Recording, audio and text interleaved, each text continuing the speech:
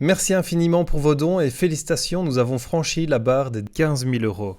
Ce soutien est un réel espoir pour IEDB et plus encore pour la protection des enfants.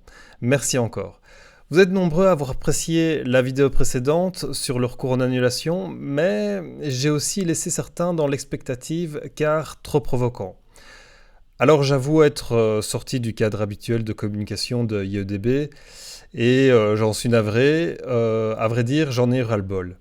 J'ai reçu trop de témoignages de dérive et c'était une manière, certes, maladroite de partager ma frustration, mais face à cette problématique qui prend de l'ampleur tous les jours, je pouvais pas faire mieux en fait. Vous savez, Innocence en danger Belgique est pour un EVRAS adapté au développement de l'enfant.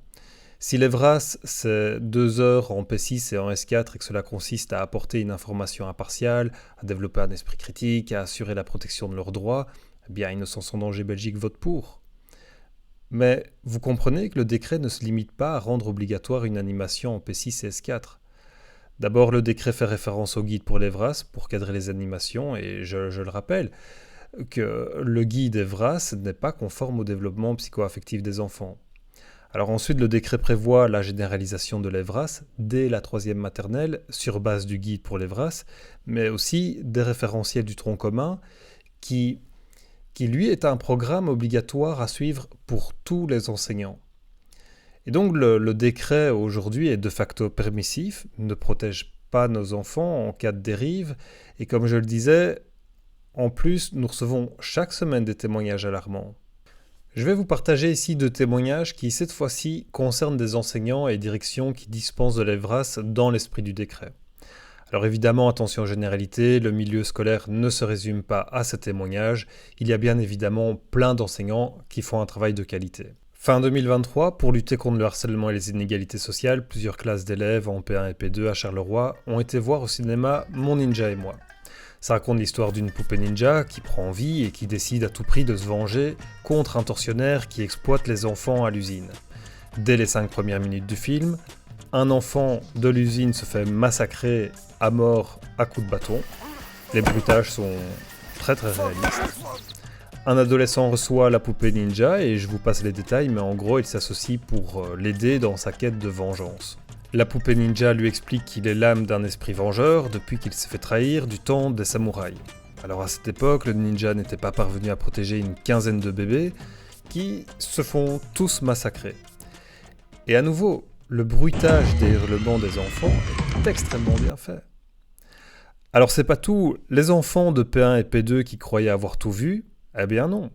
Ils sont ensuite initiés au process pour se faire livrer de la cocaïne. Alors peut-être que cela ne dérange pas Madame la Ministre.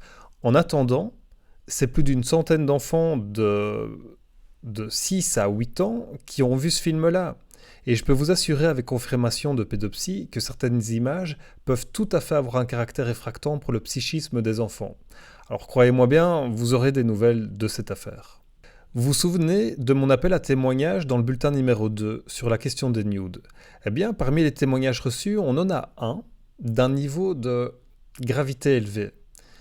Je tiens à rappeler ici que c'est pas dans le cadre d'une animation P6-S4 donnée par un animateur EVRAS. On est bien toujours dans le cadre de la généralisation de l'EVRAS qui a pour objectif d'implémenter de l'EVRAS dans toutes les disciplines dispensées par les enseignants. Alors ça se passe dans la province de Liège, en novembre 2023. Une classe d'élèves a appris, comme indiqué dans le guide, les règles de base à appliquer pour envoyer des photos de nus. Et suite à cela, plusieurs jeunes filles de la classe ont eu l'idée de faire des photos de nus. Bon, alors attention, que des gamines fassent des photos de nus et se font prendre par leurs parents, en soi, en fait, les parents doivent rester vigilants, mais tant qu'il n'y a pas récidive, la situation n'est pas si grave en soi. Par contre, ici, on apprend en fait que les enfants ont fait ces photos suite à un cours et que les photos ont circulé dans l'école et plus. Du coup, les gamines, elles sont détruites. Vous savez, quand vous avez vu des images de manifestations où il est écrit Evras égale pédophile, cela manque certes de nuances. Mais ici, force est de constater que on a un exemple de pédocriminalité. Alors pourquoi? Parce que tout simplement, c'est un crime sexuel sur des enfants pour incitation à la débauche. Avec la circonstance aggravante que c'est une personne d'autorité qui est responsable des enfants. Alors, voilà, il faut pouvoir le dire, hein, l'enseignant croyait bien faire, en expliquant qu'évidemment c'est interdit de s'envoyer des photos de nu, mais si malgré ça vous le faites quand même, eh bien voilà les règles pour vous protéger. Eh bien ça, c'est très mal connaître le développement de l'enfant. Et donc les parents sont dévastés et ils ne veulent plus donner suite car ils sont aussi paralysés par ce qui est arrivé. Vous comprenez que toutes les semaines nous recevons un témoignage qui montre une dérive d'intensité plus ou moins grave auquel des élèves et des parents doivent faire face. Et c'est pourquoi j'insiste en disant que le décret qui implémente le guide pour les VRAS dans les pratiques professionnelles ne protège pas les enfants des potentielles dérives. Alors certains nous demandent si nous restons ouverts au dialogue avec les institutions. Alors quand on a déjà tenté d'ouvrir le dialogue et qu'il y a un refus catégorique de l'interlocuteur, et qu'en plus, bien voilà, il enfreint la loi, la seule manière de rouvrir le dialogue est d'abord de faire appel à la justice en faisant justement le recours en annulation. Ok, nous arrivons à la fin de la vidéo. Continuez comme cela à nous soutenir. Partagez cette vidéo. Abonnez-vous pour rester informé. Alors, je vous lance un petit défi qui vous prendra juste 2 minutes. Prenez le temps de partager cette vidéo avec un message personnalisé au moins à 3 personnes que vous connaissez. Car si nous voulons avancer, nous devons être plus nombreux. Merci beaucoup. À bientôt.